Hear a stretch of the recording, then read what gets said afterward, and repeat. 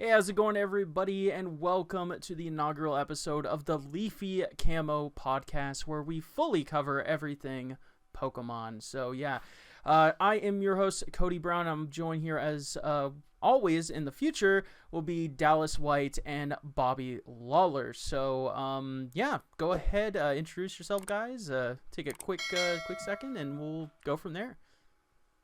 What's up? I'm Dallas.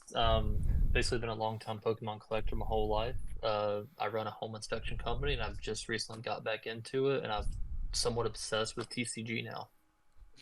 Awesome. Bobby, anything you'd like to introduce yourself a little bit? I'm Bobby. I've been playing Pokemon for a while. Recently just got back into it, not that crazy long ago, actually, when Arceus first came out in Brilliant Stars is when I got back into the game. Nice. Nowadays I judge a lot more. I have played pretty much since around 2011 when Black and White came out. We had pretty much my first format was the Heart Gold, Soul Silver through Black and White. Still one of my favorite formats of all time. I've been playing intermittently on and off around the Sun and Moon era. I played a lot. I traveled a lot for regionals and stuff like that. Won a few cups. Did pretty well at a few regionals. Went to NAIC. Didn't really do anything there, but whatever. I have my accomplishments, and I'm kind of proud with them. Nothing amazing, of course, but nowadays I am more on like the judging and the organizing side of things, and I'm personally very happy with that. But as Dallas recently found out, I can still throw hands every now and then. That's a true assessment. That's a very true assessment. All three of us, we are around like the North Carolina, around Charlotte-ish area, and so a lot of what we do is around this area. We play a lot of locals. We go to a lot of stuff around the area, and it seems pretty fun. So I'll give you guys a chance. Go ahead and we'll say anything else that you would like to say about yourselves. I know I talked a little bit longer than you guys did, but this is the chance to sell yourselves. Go nuts, guys. Oh no, it's all good. The podcast was kind of your brainchild, and I have no problem letting you do a good bit of the speaking. I'm sure to chime in every once in a while with my rookie interpretations. That's so. How about you, Bobby? No, I'll let you do it. It was all you. You brought us together. For sure. All right. Well, that's pretty much just the long and short of us. Hopefully over the future episodes, you'll get to know us each a little bit better. Of course, if you are in the area, feel free to come hang out with us and stuff like that. In these weekly podcasts, you're going to get a decent idea of where we're going to be on the weekends and stuff like that anyway. That sounds good. But we just got done with the EUIC, the first major event of this new post-rotation format. Let me know, what do you guys think about that? That is just awesome. How are we feeling about this format right now? We had just had a rotation. All the deep block is gone. We have the new Scarlet and Violet cards. What's your guys' just general overall thought about this format? It's a giant breath of fresh air. Yeah, it is. Yeah. Honestly, it feels so good to see the top 8 decks. You had in the top 8 at EUICs, you had 7 different decks in the top 8. Whenever historically you would see 4 or 5 Lugias. Mm-hmm. It's nice to only see 2. Yeah, for sure. Go ahead, Bobby. I'm glad to see Inteleon Urshifu. Oh yeah, for sure. On the deck again. Finally. Yes. Yeah, overall, I did not enjoy the Silver Tempest format because pretty much Silver Tempest format was around for 6 months. It was pretty much Lugia land, and while Lugia didn't win every single tournament, we get that. That's not exactly the definition of a tier 0 deck. It pretty much just warped the entire game around itself, and you either played Lugia or you played something that had to beat Lugia, and that's just not fun for me. I never really liked formats like that. And you know, like we had back in my day, we had like Mewtwo Wars and stuff like that, and just those kind of formats, just where you had to play pretty much one of two kind of things. So it's just never really fun. But now we're in an incredibly diverse formats. We have Miraidon, Gardevoir, Lugia still in the mix, which is great. You know, plenty of Lost Box variants. Like, this is definitely the kind of format that I personally like the most. Very diverse, very different overall. We even have Stage 2s back in the format. That Exactly. is insane. Yeah. When's the last time we really had legitimate Stage 2s in the format? That is just and awesome. Honestly, and honestly, I'm happy the EXs are finally back. Like, yes. It feels good to see EXs again. Yeah, for sure. Yeah. So yeah, that's pretty much our general thoughts. So it's time for us to go ahead and pop over to Limitless. Shout outs to Limitless, amazing resource for all things Pokemon and stuff like that. And we are going to be talking about the EUIC. So 1,525 players. This is massive. Of course, you do see that we do have that Japan is still beating us. They have these really large events, but you know, for a standard you know, English-ish speaking formats, this is gigantic. I think this is the largest tournament, correct, that we've ever had. I believe so, yeah. Yeah, it is it's the absolute largest best of 3 tournament. That is absolutely insane, and I love it. So yeah, of course, it was won by Alex Szymanski, the everlasting underdog. The curse has finally been broken. The man has won himself an IC. He has come runner-up and, you know, top 8s and stuff so many times. So very happy that Alex Szymanski has finally claimed himself a big dub here at the EUIC. So, of course, we can talk about more of these statistics and stuff like that. We do have, it seems, the entire day 2, which is fantastic. Amazing work from Limitless from getting this, especially the European tournaments. It seems like sometimes it takes a little bit longer for us to get all of these statistics, but, you know, they really crack down on this one. They give the fans what they deserve. So yeah, so let's go ahead and just kick it right off looking at Alex Szymanski's top 8 list. So I know I'm cutting off a little bit on the bottom here. We have 2 water energy on the bottom here, but you know, so Bobby, you are a big Arceus fan, so I'm gonna let you take the lead on this. Let me know, what do you think about this deck right here? I'm very surprised at Arceus Duraludon. Mm-hmm. But the actual tech that I really like is that Vulpix. Yeah. That Vulpix. Dude, I was shocked when I was watching the finals, and he took game 2? Mm-hmm. Excellent finals, by the way. If you haven't watched it, please watch that. That was an amazing finals. It was a very good game. So yeah. Like, that Vulpix helped Alex out so much. And I didn't think it was going to be that impactful, and I was wrong. I was completely wrong. Yeah, so if for those of you that may not know, Alolan Vulpix V-Star, it's 240 HP, very tiny, but it actually has 2 amazing attacks. So, of course, the one that Alex used very well in the first few games of the finals, it didn't come out too much, I believe, in the 3rd game, but it was that Snow Mirage attack. It does 160 damage for 3 energy, and you just ignore damage from anything with an ability. And if you know the Gardevoir deck, like, 2 things in the entire deck don't have an ability, so this is amazing.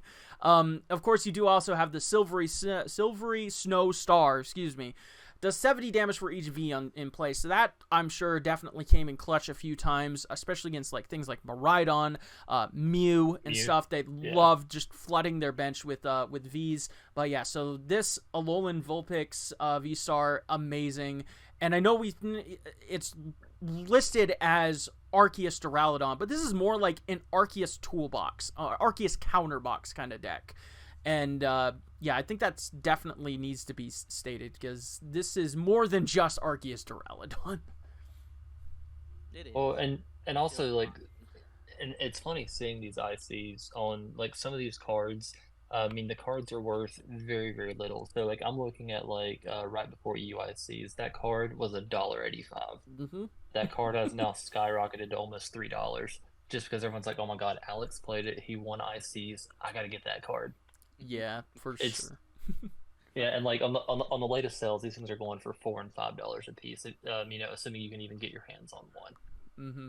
So, but yeah, so I mean, right off the bat, you have your standard looking Pokemon line, but we do see two Drapion, and Alex himself shouted out the Drapion as the MVP of his run, which I respected. It came out a lot more times than you would think. With that 4 energy attack cost, if you're not going up against Mew, it's got to be powered up manually. But he made it work. And I think a lot of people sleep on Drapion as like just a regular attacker in the deck, and especially because it can just drag out like a Gardevoir, knock it clean out. Especially some people are playing like the Mewtwo variants of Gardevoir, and this can be a big thorn in the side of that deck as well. So, but yeah. So I really like the innovation of the Lost City. 4 max Lost Cities. Pretty much like most decks are going to have very limited outs to things like Duraludon, things like the Alolan Vulpix, and even Drapion. Being able to Lost City away those very specific outs and never have to worry about them again is just incredible. Like, just such a well put together deck, and I personally can't really think of anything that I would probably change. But yeah, so any other thoughts on this great deck? And just shouts to Alex, of course, for doing an amazing job.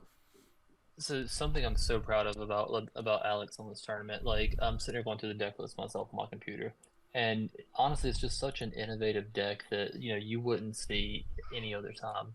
Like, I don't know anyone who would just sit down and think, you know what, let's put a Vulpix in the deck. No one's gonna see that coming. Yeah. And it's just like the combination that he's running, how he has like the small text for like the Switch, Escape Rope, the Choice Belt, just to handle those one-offs. And the Radiant Gardevoir has got to be one of my favorites. Oh God, yeah, Radiant Gardevoir is very good. Yeah, for sure. Especially against like if you got like Miraidon, especially because taking that one of them 30 power boosts away, that can make a big difference. Oh, absolutely. Yeah, it's a great math fixer, great problematic card for like a lot of just matchups in general, which is just fantastic. But yeah, so congratulations to Alex. He did say, I believe on Twitter or something, that this was an amazing call for this event, and I completely agree. Probably not so much going forward. Once it's out there, a lot of these kind of decks, there's not really much else to do with it, but still a great job, amazing job to Alex, and we're obviously very proud of him. So, of course, though, we do have to shout out Tord Rekliv, the juggernaut of the ICs. He almost took down yet another IC. He's already won at one of each, and he just wants more. Like, come on, man, give some more for everybody else. But this is his Gardevoir deck. Cutting off a few more, we have the Sky Seal, the 1 Templo Sinnoh, 1 Collapse Stadium, 12 energy, which I think is pretty interesting to note. But then here's the rest of this deck. So Dallas, I know you've been looking at Gardevoir a little bit. Would you go ahead, shout this one out? I have. So I've actually been toying with that in this deck a little bit, and what I find is so interesting is that he opted to only run 12 energy. That's something that you don't typically. And it's hard to say typically because it's such a brand new deck. But I mean, the fact that he's running 12 energy, but of course he also has the staples like the Radiant Greninja, the Manaphy. He has the standard Lumineon, and of course the Palpad to cycle everything back in as needed. But I mean, honestly, it's just such a clean build that there's really nothing to argue about here. Yeah, for sure. Like, the biggest thing that I think is the research. He plays the max 4 of research, which typically you only see like in the Mewtwo variants, which is pretty cool to see here in this generic Pure Guardy, which is personally what I like like more. I've been messing around with Mewtwo a little bit, but you know, I just really like this straight Gardevoir. I do think that the one Shining Arcana is a little greedy, personally. Yeah, it's a little too risky. But you know, if it worked for him, obviously got him all the way to the top stage, and you know, you can't deny that. Then the 2 Zacian, really crazy. I think somebody said it on the stream.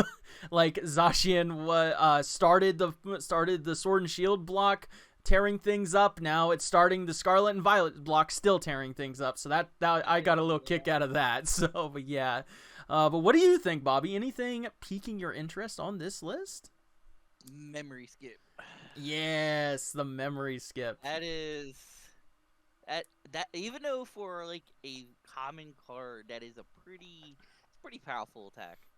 So yeah, for those of y'all that don't know, memory skip just does 10 damage, but then you just get to choose one of your opponent's attacks, and they just can't use it. So that's pretty neat little extra, you know, disruption for your opponent. And especially since they were going around, there was quite a few actually mobiles going around with the tempering trap. That was like me and Dallas were testing yesterday on live. That attack right there is actually pretty good if you're just stalling. No, it really is. Trying to dig for your stuff. So yeah. Now I understand why. I was sitting there understanding why when playing the deck, why Pidgey V is very good. I see why. 'Cause if you're stalling and you just keep recycling that thing, you'll never deck out. Yeah, for sure. So, yeah, we do see the Cresselia that lets you move damage counters over to your opponent's Pokemon, which is pretty cool. This is a pretty decent little tech into Lost Box. I would think you can just you know, heal yourself. Safeguards you a little bit against Sableye, setting up damage and stuff as well. You just move all of that damage over, which is pretty cool. I personally don't like the Cresselia, but maybe it's just a little bit too big brain for me. I don't know. So, yeah. Well, and that's my only issue is I feel that I would maybe drop the Cresselia and opts to go with a second Gardevoir, just because I like to have that consistency of having 2, just in case I prize one. Like, I need to have access to Shining Arcana. Yeah, so... And then I think the last big thing to bring up here is the penny. I don't really know what to think about this pick. I don't think that he really even used it, but I feel like it's best against like Lost Box. Yeah. But because that is super cool. It's a scoop up net for. It could be possibly a scoop up net for the Greninja and Mew if you need the ability to go off. For sure. Well, and also Penny really comes handy. So like, say for instance you're using Shining Arcana and you're absolutely loading up a Zacian, and you're like cool, I've got damage on it. Crap. And you have to go one turn without attacking. You can always just to be safe, we're good. And then if he has to, always use the issue research to discard all those energies again. So it's kind of a big brain move. I get it, but I think in hindsight, if Tord could go back, he probably would take Penny out. Maybe. We do know that there was a lot of Lost Box at this tournament, so I'm sure that it definitely helped him out a good bit. Yeah. But I'm just not sure how often it was utilized. Yeah, so it was hard to tell from stream. Mm-hmm. The rest of the deck, one boss, which is a little bit for my taste, but he does have the one Pal Pad, so that's pretty cool. Everything else pretty standard. No Mirage Step Curlia, so I guess I lose that. I love the Mirage Step, but maybe I'm just the weird one. I don't know. But, no, I like that. I like it. But yeah, so I just super cool list, and this is definitely going to, I think, be kind of like the template for Gardevoir going forward. Obviously, people are going to mess with some counts and stuff like that. You have a lot of one-of supporters that can be swapped around and changed around and stuff like that, which I think is really cool. But yeah, Tord, once again, just bringing a brand new archetype and just showing everybody how to play it, which is very, very cool. So, yes, there's absolutely. That. All right, so next up, we have the third place with Pablo Meza with Mew. Everybody hated on Mew. Every single person. And I'm just like, nah, bro. Mew is still great. And look at that. He gets third place. I'm going to take the lead on this one because I love me some Mew, and you guys know that. I love this deck. Now, I have been messing with more of like a hybrid build that we have seen a few times in like Japanese tournaments and stuff like that. This is pure DTE control style Mew with the max path to the peak, the fan of waves, the echoing horns, like everything. This is such an annoying deck to play against because they're always going to get the path and then they're always going to bump it. So you don't get their abilities, but they do. It's giving me old Zorogarb vibes, and I just love it. It's just such a pain to play against, but good lord does it feel so good to play. And like I said, everybody was saying, Mew's not that great, but you cannot deny the absolute pure consistency of this deck, and it's just so good. It's so disruptive. It's so strong still. You can still pretty much one-shot anything. You have techs for like those problematic Pokemon like Duraludon and stuff like that. You're fast, you hit hard, you're consistent, you draw well, and you get what you need every turn. Why are people hating on Mew? Somebody, please tell me. Please. Oh, I've got it. It's easy. People absolutely hate Mew. I believe it was a commentator who said Mew, no matter what, in every match, Mew doesn't brick. Mew gets to play every single match, no matter what, because there's so much draw power there, and there's so much sheer and there's so much sheer aggressiveness that Mew's basically playing every single game, no matter what. Lost Box can brick, Lugia brick, Arctura it bricks. Mew doesn't brick. Pretty much, yeah. I think that's an excellent assessment. It happens, but it does not happen very often. You are getting into the game 99 times out of 100 with this deck, and that's just why I love it. So, Bobby, do you see anything interesting that you would like to point out about this deck? It's pretty straightforward, but yeah, is anything interesting? I usually play the Choreo. Mm-hmm. But I see why he took it out. I'd rather have the other text. And it looks like it's very consistent and draws like really nice and doesn't have to worry about a lot of things. Well, and I love Avery. Yes, that's what I was about to bring up. I really like the Avery, yeah.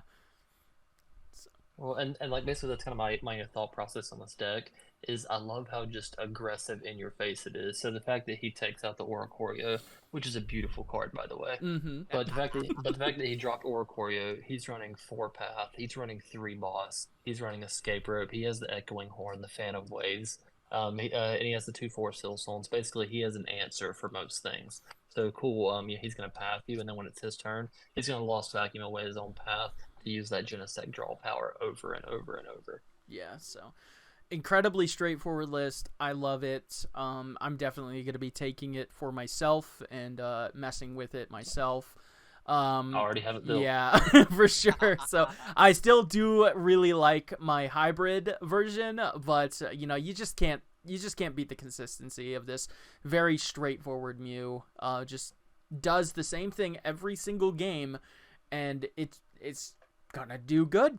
I mean, I love Mew. I will always love Mew. It's like the first major deck that I played when I was getting back into playing, which is awesome. And I just think that it's just a super fun deck, and I really like it. So yeah, congratulations to Pablo getting 3rd place on that. And now the Pedro Torres playing the Charizard Lost Box. So yeah, a lot of talk about Lost Box going into this tournament, saying, oh, this is the best deck in the format.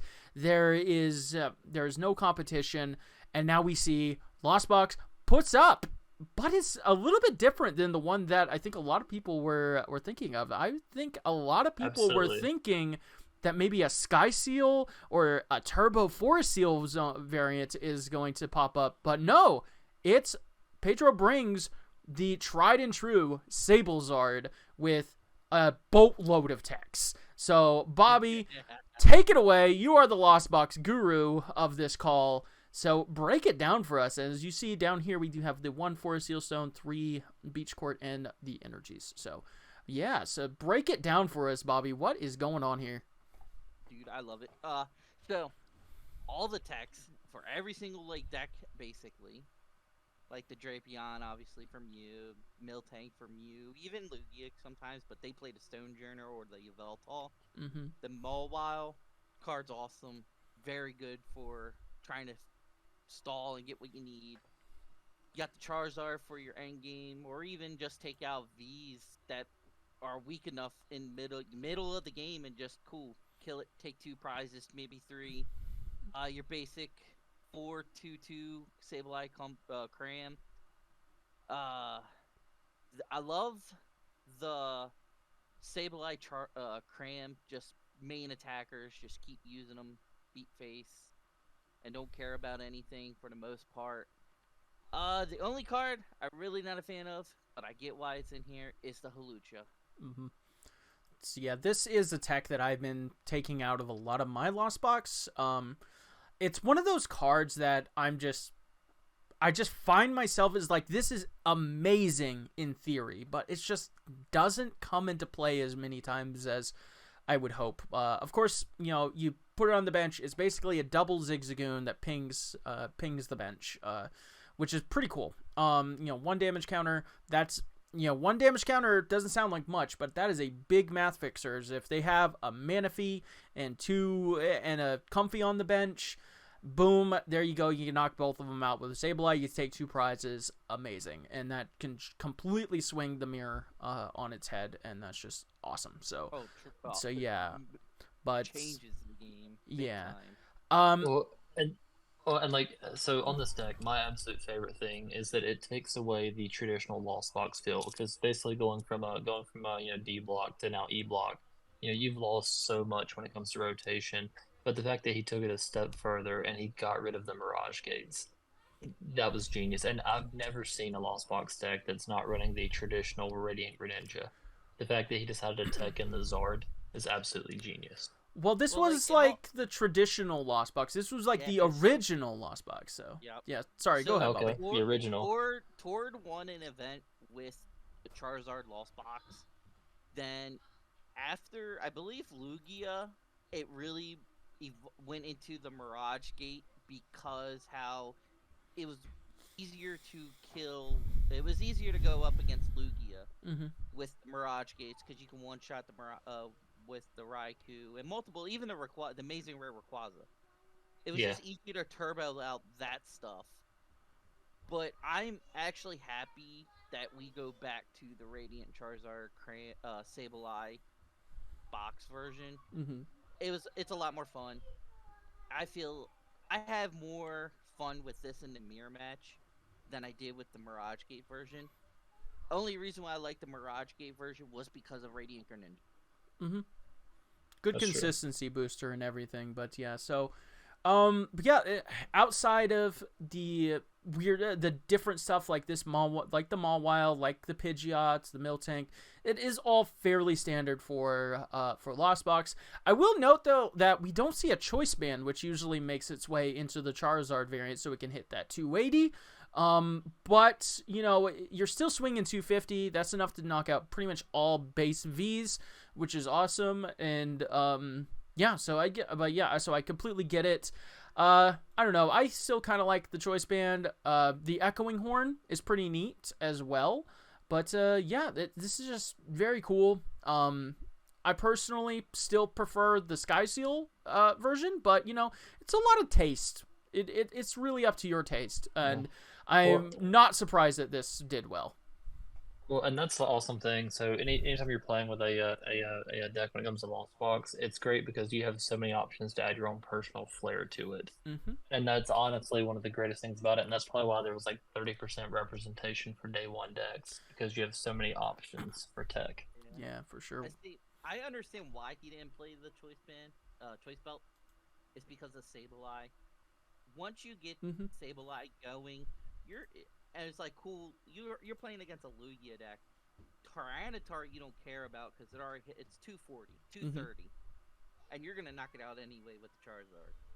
But like when you're going against V stars or Vs that are over 240, 250, Sableye is just, to me, it's better than Belt because now you got Guarvador to worry about, and Belt does absolutely nothing for it. So just putting like 60 damage, right? 60, 70 damage on the Guarv, you knock it out with the Charizard. And then you got the Clara, just bring it back, do it again. Yeah, for sure. So. And that's like 2 to 4 prizes free. Yeah, absolutely. Absolutely. So yeah. So pre-standard Lost Box. This is probably going to end up being like kind of the standard going forward for this variant of Lost Box. So that's pretty cool. But yeah. So let's go ahead and talk about Adrian's Goodra Lost Box. I like me some Goo, and yeah. So. Yeah, I don't know. I've never personally played this, like, in person or anything. I've played it a few times online and stuff like that. This is just such a fun deck, dude. Like, it's so fun to just be like, nah, you just can't kill me. And there's nothing you can do about it. So, yeah, this is just really cool. I mean, this is Lost Zone Goodra. There's really not a lot going different than other Lost Zone Goodras that you're seeing. We have a Crystal Cave. That's kind of cool. You don't always see that, I guess. We see 3 Mirage Gate, which is interesting, for sure. But it is counteracted by the 2 Melanie in the deck. I really like that change. I love the Melanie. Gives a little bit of extra draw power. Lets you power up that Goodra in the early game without the Mirage Gates, which is just excellent. So you can start swinging that 200 from turn 2, which is just excellent. Typically you have to really pop off to get that going, but the Melanie patches that weakness of the deck, which I love. We have the Roxanne to punish. We have the double Drapion, so Mew is not safe, just lost zoning away 1 Drapion. That's awesome. So yeah, this is a very, very straightforward list. As you see, it's only 3 lines.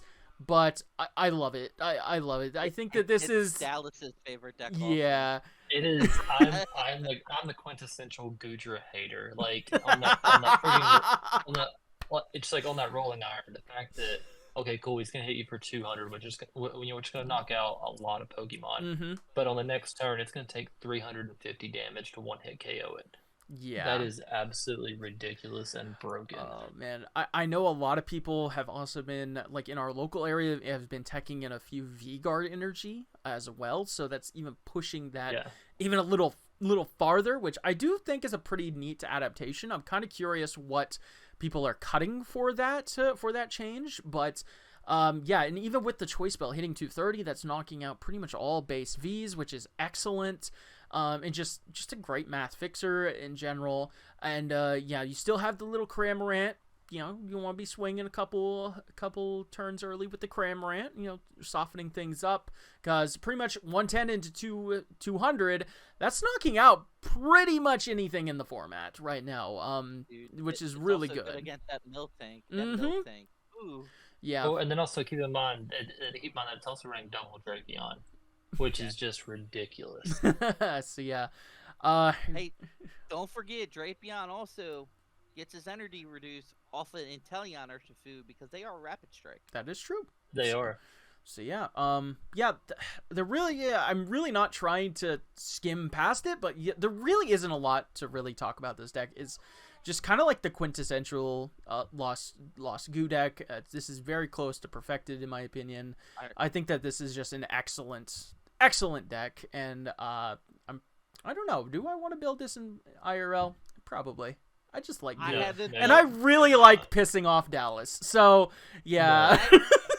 I have the deck built in real life, online and real life. Me and Dallas tested it last night, and I beat him the 2-0, and the deck is very consistent. Mm-hmm. Oh, it's very consistent. Like, by my turn 2, I had double Goodra. I had 1 Goodra set up, and I almost had the second Goodra set up. Only missing 1 energy. Yeah. So Arc Goo taking 5th place there.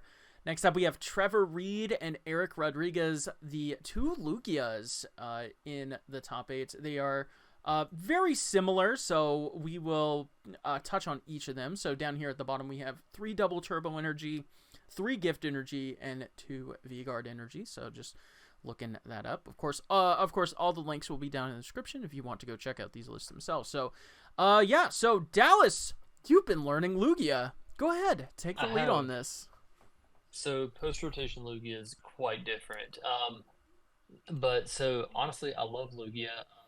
I'm actually a former Mew player, and I've gotten away from Mew mostly because of Lugia, because now they're hitting Tyranitar, they're hitting Yveltal, which is going to basically one-hit destroy Mew for weakness. I love this deck just for the simple fact of the Tyranitar V and the Cragalanche adding a single strike energy. Basically, you're going to one-hit KO Compies, and you can also mill those decks at the same time, which is something that a Lost Box player never wants to see, is having their deck milled. I think the only thing I don't love about this deck is that they're only running 2 Urn of Vitality. It's a little bit risky for my blood, but that Duraludon is genius. Absolutely genius. Yeah, definitely. The Duraludon, it's an excellent card in the mirror. If for some reason you don't know, it basically says you can't touch me if you have special energy attached. So, and then its attack 220, and then it just gets to punch through any effects. So, we're talking about Arc Gudra being really, really annoying to kill. Well, Duraludon doesn't really care because he's going to have 3 single strike energy on himself. He's going to punch right through that Gudra, take that one shot. So, the Duraludon, excellent addition, and, it's facilitated also with the Thornton, which is pretty cool. This is not something completely new. We have seen this in other Duraludon decks.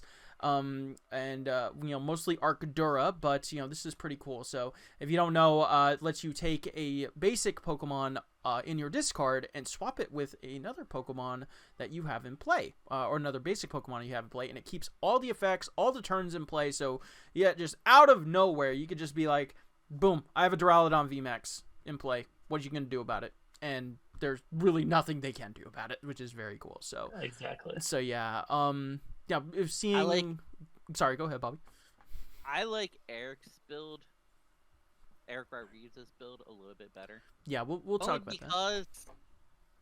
Because there's a couple differences between the decks. It's not crazy. Yeah. Crazy. We can swap over to that soon as well. So yeah. So we do see a thicker Duraludon line right here as well, which is very cool. He does not play the Thornton. Tyranitar. Yes, so I think that was the biggest trade-off, because Thornton, you bring out the Tyranitar, bring it back. Mm-hmm. Me personally, I'd rather just play 2 Tyranitar, the actual Tyranitar. Yes, Thornton, I don't like taking that supporter spot away by using Thornton, where I could use a boss if I need it, or a judge. Mm-hmm. I don't know. I'm weird. That's what I prefer. I like the Yveltal, even though he rides Tyranitar, because Yveltal, single strike, 20 more damage, you pretty much 2 of them, no, 3 of them, you're knocking out a Mew VMAX. Mm-hmm. Yeah. Even with that Tyranitar, and because it's hitting 340 damage. Yeah, they're taking 1 prize while you're taking 3. I love that trade-off. Yeah. Yeah, but I feel like the only thing I don't love about this deck, he decided to go thin on research and only run 3 Professor Research. Not the biggest fan of that, but I do love that he's running 4 stadiums. Oh, yeah. Oh, yeah, definitely. And the Tower of Darkness, very interesting. Typically, you're going to be seeing post-rotation Lugias running Mesa Goza, because they really need to get those, get their Pokemon in play, get the Pokemon in hand.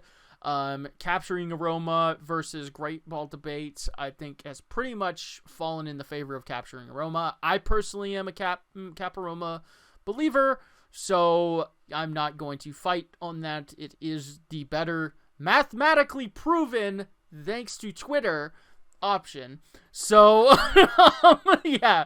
But the Tower of Darkness, very, very cool. And we have a lot of single strike stuff here. So, a lot more than most Lugia decks. We're even playing the 3 Impact Energy.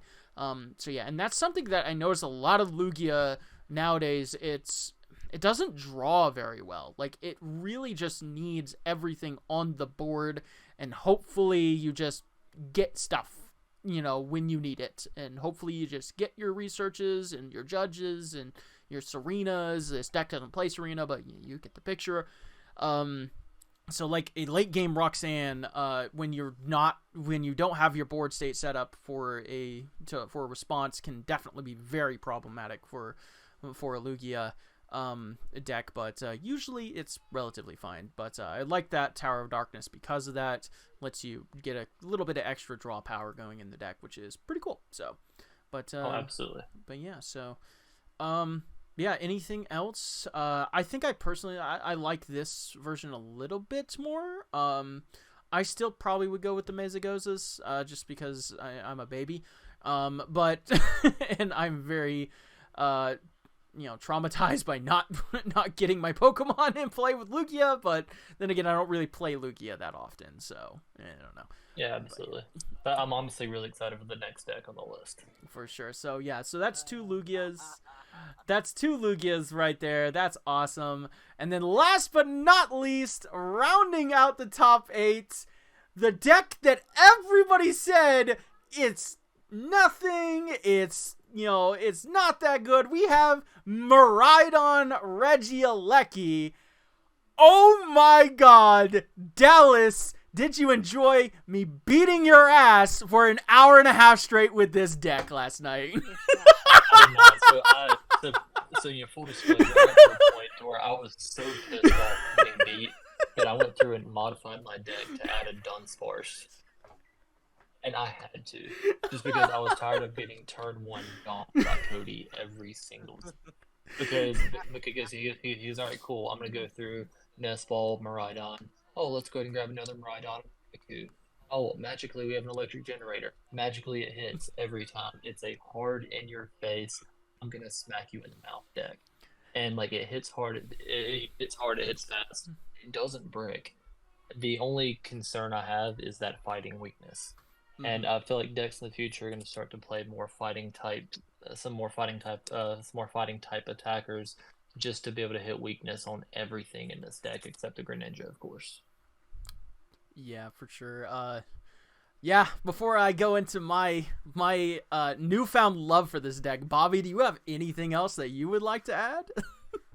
So, all right, the deck is awesome. Mm-hmm. I feel it's too fragile. At least for my style of playing, it's too fragile for me. Me as a Lost Box player, I love Kyogre. This sets up easy targets for Kyogre. That is true. That's fair. And they don't play any protection at all for bench damage. The deck's awesome. I like how he just went to the basics. He's like, nah, we're just going to go to the minimum basics and just make everything as consistent as possible. And I like that. And plus, even the Cramomatics, I like that idea. Absolutely. That, personally, to me, is actually a very good idea. You get rid of your dead cards. It sucks now that you can't use the Forest Steel Stone to discard it off of the Cramomatics since that whole thing. But other than that, I feel Cram is a very good card with it. Yeah, for sure. When I saw that on stream and I saw him play Cram and Miraidon, like, just something just popped in my head. Like, I freaking literally just memed blah right there. I'm like, oh my god, that's perfect. That's what the deck needs. And like,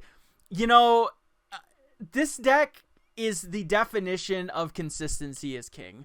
And I love that. It's very simplistic. We have barely 3 lines here of cards, which is awesome. So, yeah, you have the Raikou that can draw an extra card. You got the Greninja drawing cards. You have very aggressive draw supporters with the Research and the Serena. You have the Forest Seals. I love the Echoing Horn. The Echoing Horn is such a pain. Somebody trying to play around Raikou. Oh, you can't get the knockout on Raikou because you don't have enough bench Pokemon. Echoing Horn. Oh, you got a nice juicy base Lugia in your discard right there. Echoing Horn. I'll take some free 2 prizes. Let's go. The Cramomatics, it's such a natural fit in this deck. It's just like Mew. You have so many things that you just don't need. You need a Nest Ball, maybe at the beginning of the game. The other one is completely useless. Sometimes you'll just draw into your Greninja, you'll start with your Miraidon, and you don't even need them at all. Like, it's perfect. The Escape Rope is great. Dallas knows the pain of escape roping up a freaking a Lugia on the bench after I also researched and did multiple generators, and yeah, like this deck is excellent, and I am so glad that I have had my eyes open to it, because I was a little bit of a Miraidon hater. Like, you guys know, I was not very high on this deck. I didn't really like it. I saw a lot of people playing the Clef Key and this stuff like that. I'm like, I hate that because it doesn't help the deck any. It's just a card in there to try to disrupt your opponent, and it doesn't even do a good job at that. And, like, this deck is just like, nah, I'm just gonna punch you in the face as fast and as hard as I possibly can, and you're gonna have to deal with it. And, so yeah. The tech that I like the most with the former Idon is the Magnezone V. Yeah, that is just cool. because of that switching attack. Yeah, for sure. And so I like that against Lost Box, because if they put that Manaphy on board, you're like, all right, cool, free prize, switch it up, kill it. Yeah, to me, there's only one thing that I don't love about this deck build. Well, I'm sorry, 2 things really. It's awesome that it runs 15 energies. Sometimes you need that energy recycler. The only other thing that I think maybe I would change is a choice belt would look good in here. Maybe. I know it's not necessarily needed. Having the on the Red Lucky VMAX is not really necessary, but I still like to see a choice belt for that Raikou. Yeah, for sure. It can also help you hit those bigger numbers, like on the VMAXs and stuff. We do still have a couple in play. We have to hit Mews for the most part, which is a little bit annoying. So I feel like the Mew matchup isn't the best, but it's like I said, it's a deck that's going to hit very fast, very hard, and it's going to put you on a timer from turn 1. And like that's just what I really like about a deck like this. And definitely it's not perfect. It could definitely use some tweaks, but I think that this is an excellent showing for Miraidon, and I'm very happy I was wrong. I will say that. I was happy I was wrong, and we have an excellent Miraidon in that top 8. So, yeah. So, that is the top 8. Congratulations to all of the players that made it, especially Alex Szymanski, finally breaking his curse and claiming that dub. Yeah. So, that is awesome. So, we do have a little bit of statistics. Keep in mind, this is pretty much just day 2, but we do see 27% Lugia in day 2. It is not going anywhere. Lugia is still here to stay. Lost Box, 16% in day 2. I believe those were kind of flipped for day 1. I don't have the stats for day 1. I'm sorry. Hopefully, future ICs and stuff like that, I can hunt down those stats. But yeah, so Goodra getting 3rd place in day 2. What do you think about that? That's kind of cool, right? So I mean, honestly, it's just nice to see because there's absolutely no weakness at all there. It's just gonna hit you every time, and it's like cool. I'm gonna hit you, and then you know what? I'm gonna take 80 left, do something about it. Yeah. Hey, Cody, I'm gonna show you the stats for day 1. Oh, you have the stats for day 1. Excellent. So. Yeah. Sweet. But yeah, so Mew having a good showing, Mew having more of a showing in day 2 than Gardevoir, which I think just still goes to show Mew's consistent. It's going to get you there. It's going to get you some points. Arceus, Giratina falling down a little bit. I'm assuming this is more like Lost Box Giratina rather than Arctina. But yeah, a lot of people touting Lost Box Giratina, one of the best decks as probably the best deck in format, up there in top 3, and we see it down here at 7. Still a respectable showing, But, there's that. Miraidon there as well. We have a little bit of Inteleon action. That's pretty cool. We have some control variants, a Rapid Strike Urshifu, and a Snorlax Stall, so wrapping that up. So a few things. So pretty cool, interesting stuff. Looks like Bobby is still hunting down those day 1 results, but that's okay. But yeah, this is an excellent... All right. Oh, okay, you got it? Just pop it this. There we go. So, okay, this was their little graph. So let me see this. Open that up. So, I got it off from Twitter. There we go. So, so it looks like day 1 was a 20% loss box, and then followed by Lugia, Gardevoir, and Mew. Mew still showing a 4th place. That's pretty cool. And then Lost Zone Tina and Gudra. So Gudra looked like had an excellent conversion rate. So we'll have to keep that in mind going forward. That's very, very cool. So, dude, I was telling everyone was saying that Gudra was not good and it wasn't going to make a big difference. I was like, no, that deck is very underrated and nobody's going to respect it enough. Especially at our locals, nobody respects it. Oh, and no, like, God, no. It's gonna wreck you. I'm like, it's gonna hurt. Yeah. Especially like I feel like in the Lost Box, the straight Lost Box matchup, it is very difficult to even play around. That Gudra taking 80 less damage, potentially 30 more because of V-Guard if you play the V's in it in the Lost Box. That helps, and that's what makes the deck. Also, the healing power of Gudra. Like, that makes it hard on the Lost Box mirror. So, yeah. Oh, absolutely. So, now that we have the first major tournament under our belts, what do you guys think? Are we going to be seeing a lot of the same? Are we going to be seeing some big adaptations? Alex Shemansky himself said that probably Arcdura is probably not going to do as well going forward. But, you'd think that we're still going to see some success for that. Or is it just going to be Lugia land all over again? What do you think going forward? I don't think it's going to be Lugia land. Honestly, I feel people are possibly people could tech single strike Urshifu for the Duraludon. Yeah, for sure. That's something that we didn't really bring up. We have been testing in place of the Duraludon single strike Urshifu, which is just an excellent, very strong card. It's kind of serves the same purpose as Duraludon a little bit, but it just hits really freaking hard. And so if there's a lot of Duraludons running around in either these Lugia decks or the Arcdura decks, might have to watch your back, because people might be bringing the Urshifu out to play a little bit and be ready to punch right through you and take 3 prize cards pretty easily. So yeah, so kind of what I'm thinking. So our next big regional is going to be Connecticut. I think we're going to see a much larger representation using a variation of Torrent's deck. I feel like there's going to be a lot more Gardevoir coming up. Oh, you think so? All right. Yeah, I can absolutely. Yeah. So yeah, I could definitely see that.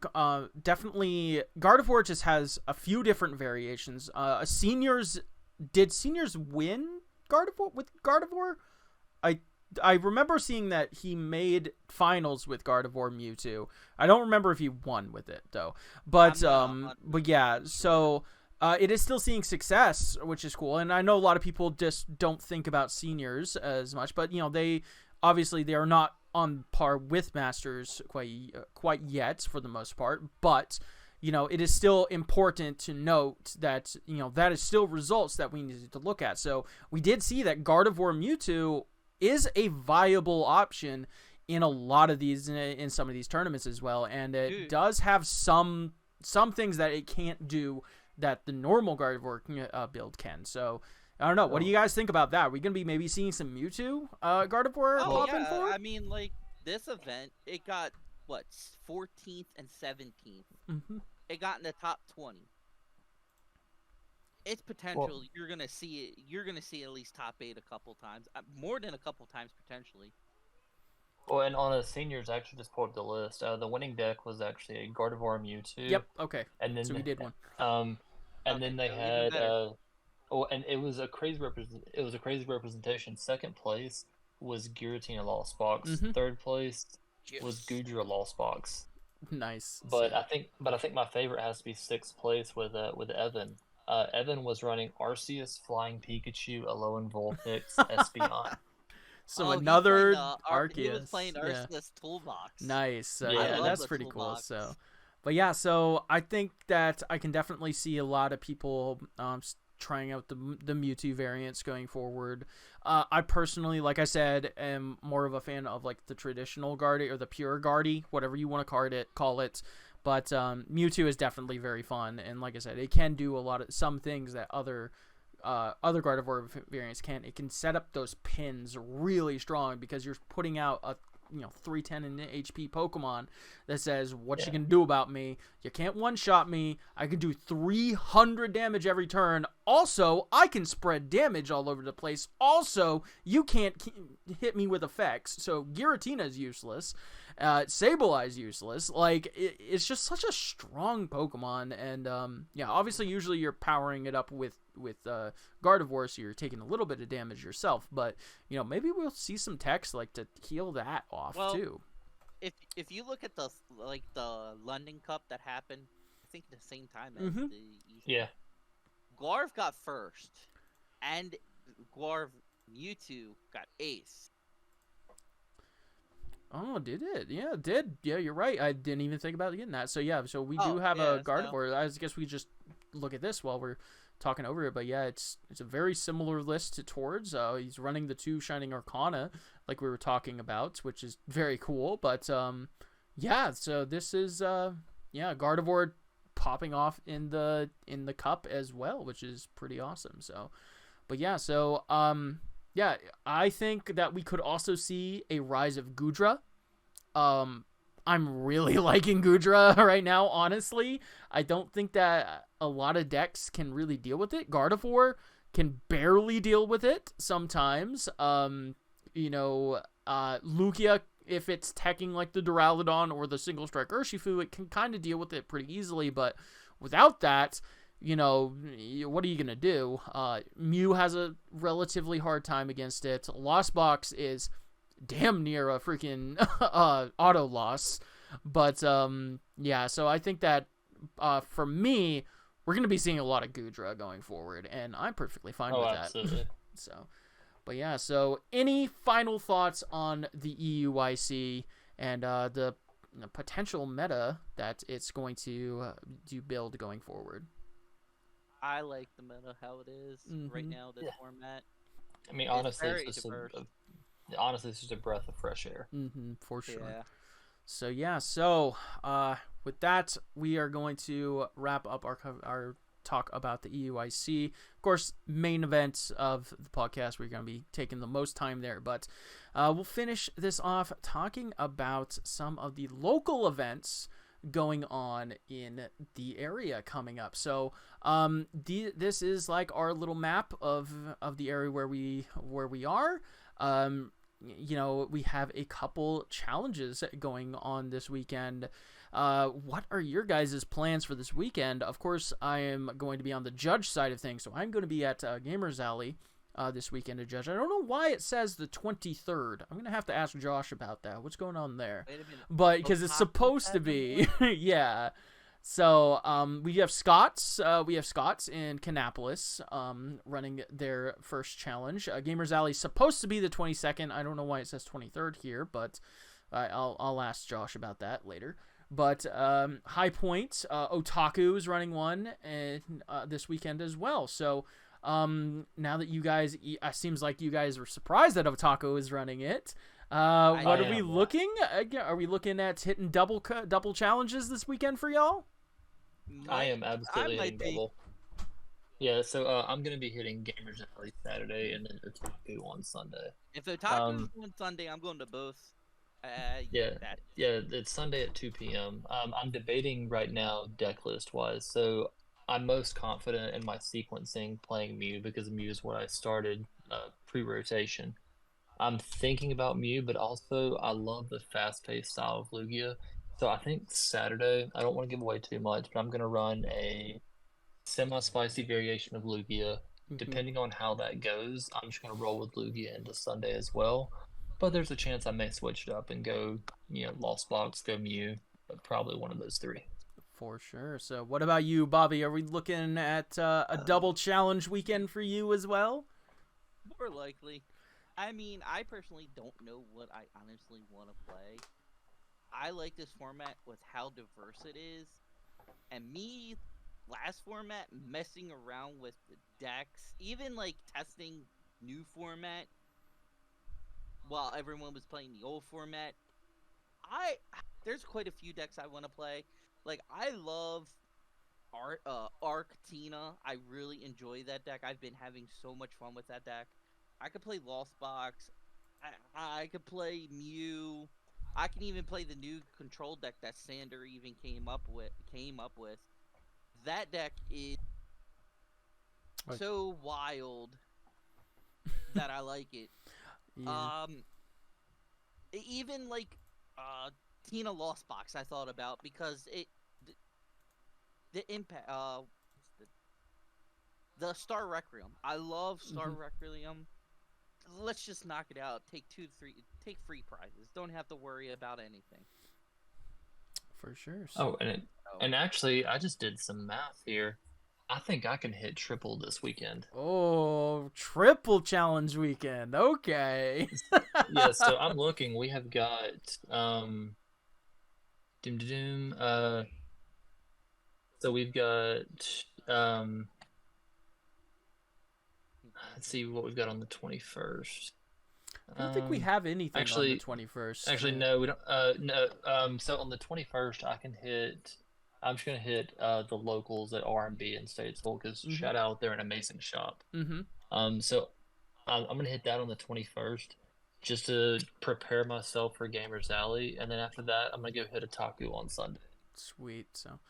So yeah. If you see us around, feel free, come say hi to us. Let us know what you think about the podcast. Of course, this is our inaugural episode. We're still a little bit getting used to it, talking with each other and stuff like that. But I really look forward to bringing you guys some content. Keep an eye out on the channel. We'll be probably doing some other content. Check out the Twitter, check out TikTok, check out any other things that we put down in the description below. And I'm happy that I have Dallas and Bobby here to join me on this this new adventure that we're going on. Yeah, very new. Yeah, absolutely. So that is pretty much going to wrap it up for today, y'all. Thank y'all so much for stopping by and watching. Dallas, Bobby, do you have any more closing thoughts? Anything else you would like to say before we wrap it up with our inaugural episode? No, not at all. Just thank you guys for listening and for being here. And honestly, whether you listen or not, we're going to keep it going either way. Yeah, I agree. Thank you. Just subscribe too. Yeah, that's a cool button to push. That's a pretty cool just button. Like and subscribe. Yeah, turn that red button gray or whatever it is nowadays. I don't know. We definitely aged the video right there. Ring the bell, all that fun stuff. But yeah, that is going to be it. Thank you all so much for watching. Like, comment, sub, all that fun stuff. We love you all. Deuces. Deuces. Yep.